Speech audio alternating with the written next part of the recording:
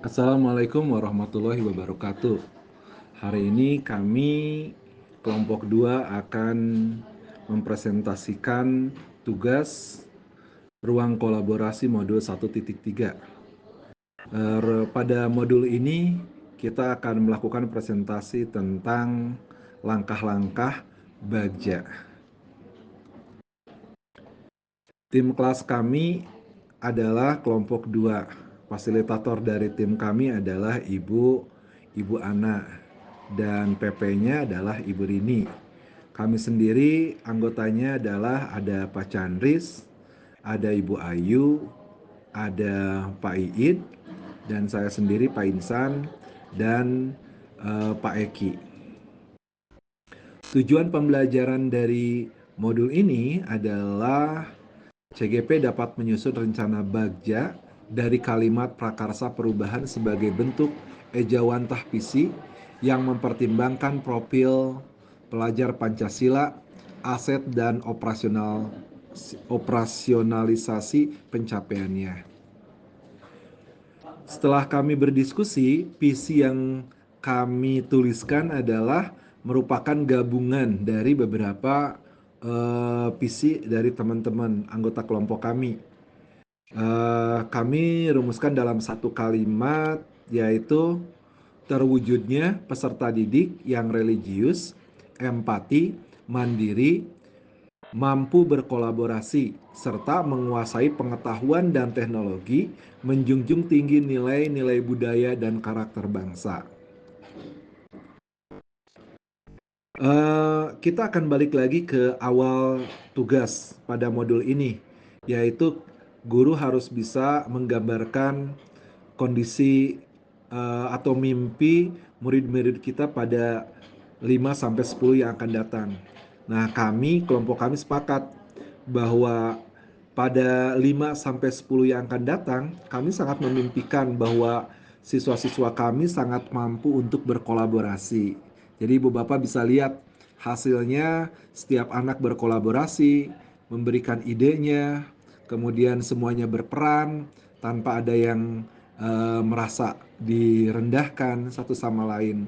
Mereka saling menghargai ide satu sama lain. Dan mereka memberikan dampak dan semacam perubahan untuk anggota-anggota lainnya.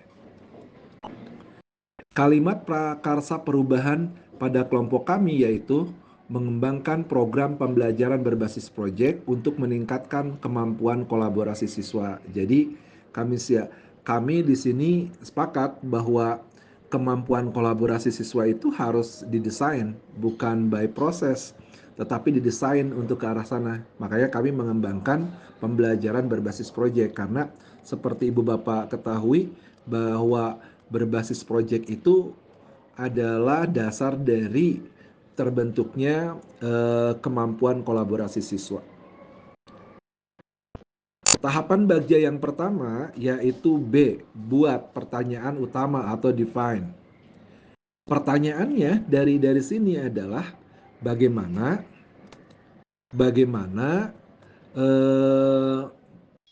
kita dapat mengembangkan program pembelajaran berbasis proyek yang efektif untuk meningkatkan kemampuan kolaborasi siswa. Dari pertanyaan tersebut timbul daftar tindakan dan penyelidikan. Yang pertama adalah mengidentifikasi aset dan potensi yang dimiliki sekolah dan komunitas terkait. Yang kedua adalah membentuk tim perubahan dari guru dan pihak terkait untuk merancang program. Yang ketiga adalah mengumpulkan data tentang kebutuhan dan minat siswa terkait kolaborasi dan pembelajaran berbasis proyek. Dan yang terakhir adalah daftar tindakan penyelidikannya, yaitu menyusun rencana kerja dan jadwal implementasi program, yaitu berupa menggalang dukungan dari pihak sekolah, orang tua, dan komunitas. Demikian. Assalamualaikum warahmatullahi wabarakatuh. Selanjutnya saya akan meneruskan kerangka tahapan Bagja dari visi terwujudnya peserta didik yang religius, empati, mandiri, mampu berkolaborasi, serta menguasai pengetahuan dan teknologi. Yang huruf yang kedua adalah A. Dalam artian ini adalah ambil pelajaran. Nah, pertanyaan yang cocok dari visi yang tadi adalah apa saja kekuatan dan peluang yang ada di sekolah yang dapat mendukung program pembelajaran berbasis proyek. Yang kedua, bagaimana pengalaman terbaik dari program kolaborasi sebelumnya dapat diaplikasikan dalam program ini. Nah, tindakan atau penyelidikan yang perlu dilakukan untuk menjawab pertanyaan-pertanyaan tersebut adalah yang pertama, melakukan diskusi kelompok kecil dan besar untuk mengidentifikasi kekuatan dan peluang, mengadakan survei atau kuesioner kepada siswa dan guru untuk mengumpulkan data tentang pengalaman terbaik mereka dalam kolaborasi, mengumpulkan contoh-contoh praktik terbaik dari sekolah lain yang telah sukses mengimplementasikan program yang serupa. Terakhir, melakukan wawancara dengan guru-guru yang telah berhasil menerapkan pembelajaran berbasis proyek. Itulah poin kedua dari Bagja, yaitu huruf A, itu ambil pelajaran. Sekian, Assalamualaikum warahmatullahi wabarakatuh. Tahap ketiga adalah G, gali mimpi, yang mana menggali mimpi ialah tentang perubahan yang ingin kita capai. Mimpi yang dijadikan pertanyaan ini ialah mimpi yang harus realistis dan dapat dicapai, yang mana tujuannya ialah untuk memberikan gambaran bagaimana kalimat prakarsa ini akan terwujud. Pertanyaan pertama ialah bagaimana gambaran ideal dari program pembelajaran berbasis proyek yang meningkatkan kemampuan kolaborasi siswa. Yang kedua ialah apa dampak positif yang diharapkan dari program ini terhadap siswa, guru, dan komunitas. Kemudian, daftar tindakan atau penyelidikan yang perlu dilakukan untuk menjawab pertanyaan ialah 1. Mengadakan sesi brainstorming bersama siswa, guru, dan pihak terkait untuk menggali visi bersama tentang program ini. Yang kedua, ialah menyusun narasi kolektif tentang visi program dan dampak yang diharapkannya. Yang ketiga, ialah mengadakan workshop atau kegiatan bersama untuk menggali mimpi dan harapan semua pihak yang terlibat.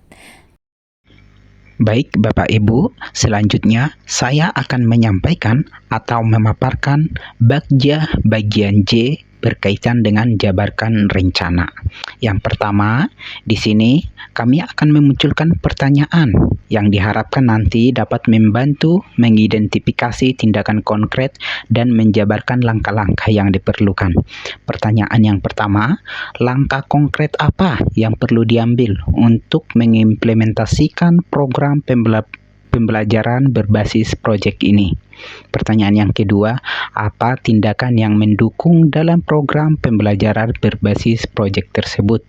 Pertanyaan yang ketiga, bagaimana cara memastikan semua langkah berjalan sesuai dengan rencana?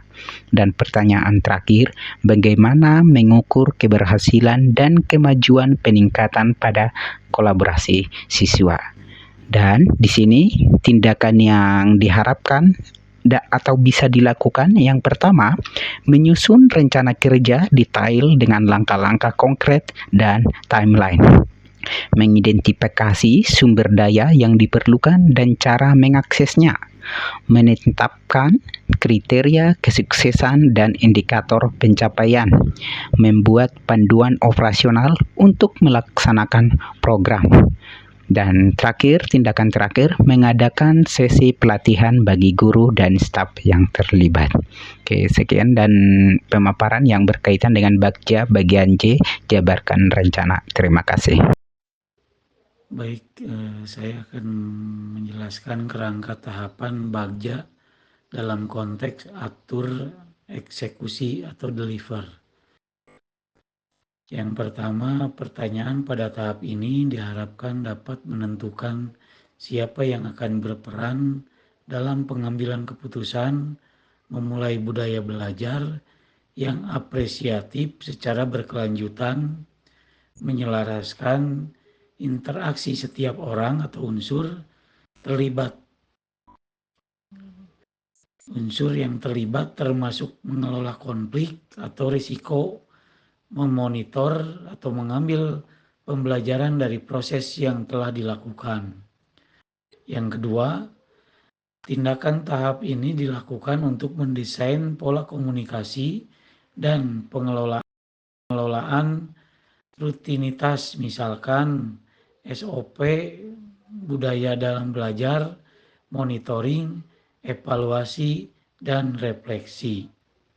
Pertanyaan dari deliver tadi, yang pertama, siapa saja yang akan berperan dalam pengambilan keputusan dan pelaksanaan program?